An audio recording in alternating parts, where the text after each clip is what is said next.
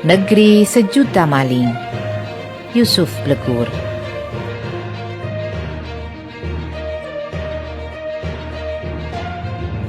Kasus hebohnya pemecatan Brigjen Endar Priantoro sebagai Direktur Penyelidikan KPK oleh Ketua KPK Firly Bahuri sejatinya harus dilihat sebagai bagian dari rangkaian pengalihan isu sekaligus upaya mencari kambing hitam dari kasus-kasus besar dan beresiko tinggi di negara ini.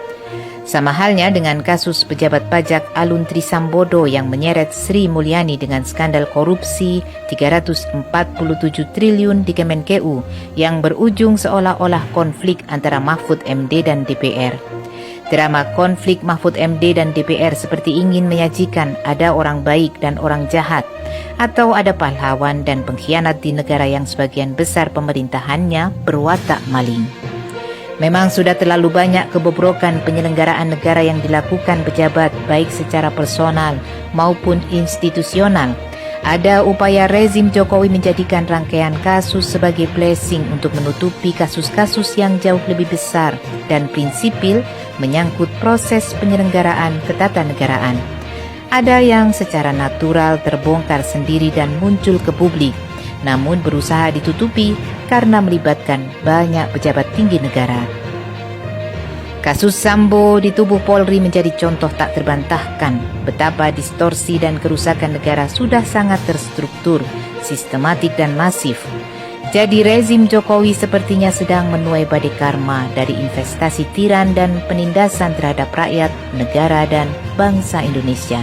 Beruntun dan tak ada habis-habisnya rezim kekuasaan ditelanjangi oleh kehinaan dan nistanya kepemimpinan Jokowi.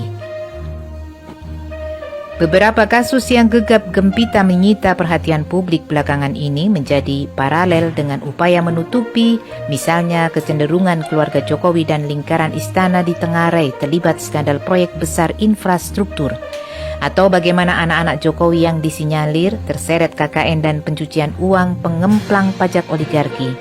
Bisa jadi tak kalah dahsyatnya dan lebih ekstrim soal undang-undang rehabilitasi dan kompensasi bagi ex-PKI dan keluarganya.